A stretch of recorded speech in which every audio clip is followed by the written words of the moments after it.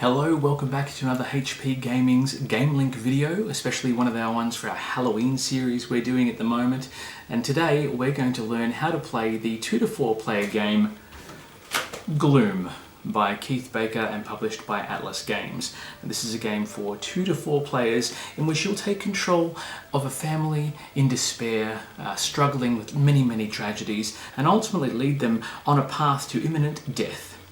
The objective of the game is to kill off your family first, but in the process, making them as miserable as possible. So come and join me here, we'll get in close, and we'll learn how to play. To set up the game, arrange the cards as you see here. For a 4-player game, each player will select a different family. And there are some expansions that are available which will allow for extra play with additional families, but for the moment, we're probably just going to set up a 2-player game. So the families, as you can see here, have their own little family crest symbol located in each of the center of the portraits. And those families are as follows: Dark's Den of Deformity, Hemlock Hall, Blackwater Watch, and Castle Slogar. So because we're setting up just a 2-player game, we're going to get rid of the Blackwater Watch and Dark's Den of Deformity. Each player will then draw 1, 2, 3, 4, 5 cards as a starting hand, and then you're pretty much ready to go. Now I've set up this a little bit differently, just so you can see what's going on. The white card that's sitting behind these cards isn't actually included in the game. I've put it on display for you so you can see how the transparency of the cards works as you play. On your turn, you'll be able to play 2 cards. You don't have to play a card, you can discard cards if you prefer, and of course you can also pass. Now there are certain cards that do certain things to these different people. Remember, the objective of the game is to make your family as miserable as possible. And the reason the cards are transparent is because a lot of the cards have what we call modifiers on them. So if I was to play this card, say I'm Castle Slogar's family here, and this is my family. I want to make them as miserable as possible by giving them negative pathos points here. So I might say that Elias E. Gore here was taunted by tigers and place my first play on top. Notice now that the portrait for Elias E. Gore now is worth minus 30 points. Each of the cards may also have some flavor text at the bottom, along with some specific instructions which take effect immediately. In this case, skip your next draw phase after this card is played. Once you've played your 2 cards, you'll draw back up from the deck, if you're allowed, back up to your hand limit of 5 cards. Now there are other cards that will affect the play area, affect your draw limit, may have 7 cards. There is no hand limit as I say, the draw limit is 5, but your hand limit is unlimited. You may have 7 cards in your hand, but that just means you won't be able to draw back until you've got less than 5. Now there are some other special cards here in order to eliminate your characters from the game. For example, the Untimely Death card. Now this is a card that spells doom for one of the members of your family. In order to score those negative points and have them count towards my total at the end of the game, I would need to play an Untimely Death card on that character. But I can only do that on my first play. You cannot play an Untimely Death card on your second play, unless that card specifically says otherwise. To play an Untimely Death card with the totals here as my first play, I would simply take the portrait of Elias E. Gore, flip it over to the dead side, and place all the modifiers on top. He has now scored me 30 points for the end of the game. You'll see here down the bottom as well that this card will be worth an additional minus 10 points if he has the goblet story icon in the bottom right hand corner of the card. These modifiers and story icons allow for additional pathos points, can allow for extra bonuses when things go awry for these characters, and also help you to score some additional bonus points at the end of the game. Now there are other cards in the deck here as well, which will allow you to mess with your competitors. For example, say I am playing the Castle Slogar family, and I want to cause a bit of trouble for those at Hemlock Hall. I want to cheer them up a little bit. I want to make my family as miserable as possible while making these guys as happy as possible. So with the twins here, they look like they're pretty happy. I might say they slept without sorrows and give them a positive pathos value of 10. You cannot kill off a character with positive pathos points. They must be absolutely miserable in the negative before you can eliminate them from the game. There is, however, an untimely death card that will say died without sorrows and obviously zero off all the negative points that you've accumulated.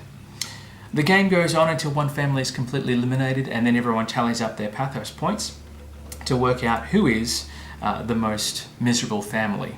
And the most miserable family wins the game. Along with your untimely death cards and your modifier cards, there are also some special event cards. And these special event cards are printed with red text, and they will instruct you to take a specific action immediately. In this case, draw one card from each opponent's hand and immediately play those that you wish. Keep the rest in your hand. So what that means is you take cards from other players. Now, if you want to, you can actually make the game shorter by eliminating some of these characters, playing with only 4 members of the family, for example. Obviously, if you want to play a full game, you can obviously play with all 5. A full game will take about an hour, depending on how well you go with the next element. Now, this next element I'm talking about can, as I said, extend the game or shorten the game, depending on how involved you'd like to be. And it's a very simple storytelling element. As you play different cards on different characters, whether you're giving them a positive experience or a negative one, you are encouraged, and the rules do stipulate this, to explain the reasons behind the card you're playing. So for example, these guys slept without sorrows, the twins, as we talked about earlier. It simply could be because they were relaxed, they've had a good life, they've been spoiled a little bit, they want for nothing, and that's why they slept without sorrows.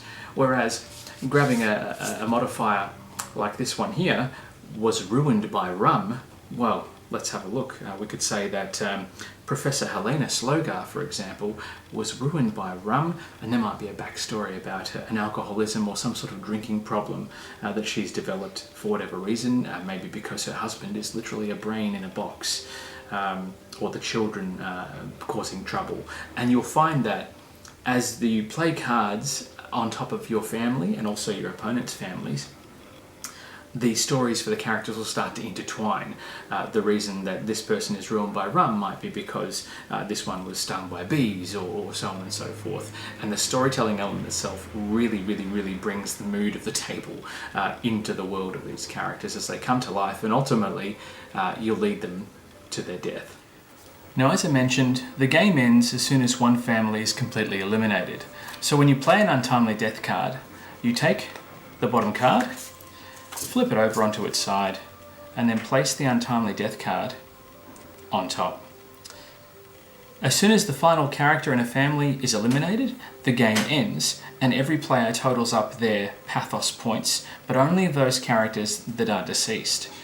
That total then gets added together with all the family totals to get the entire family score, or pathos score, and the family with the lowest score wins the game. So in this case, negative 15 points, negative 25 points, 10 and 20 is negative 30 points, 15 and 10 is 25 points, plus the 20 is a total of minus 115 points.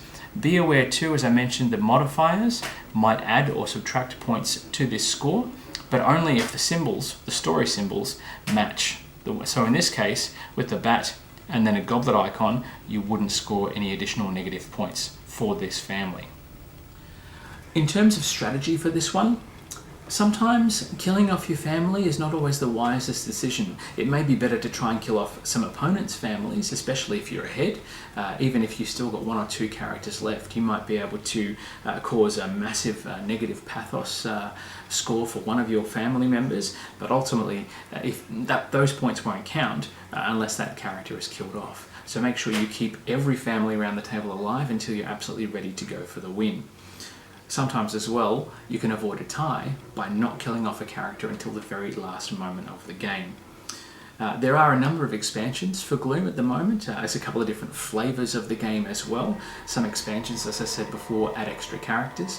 Some expansions add buildings and residences, along with some unwelcome guests as well that move from family to family and cause a little bit of trouble too. All the expansions add an additional family to the mix, so you can increase your game to up to 6 players, last check.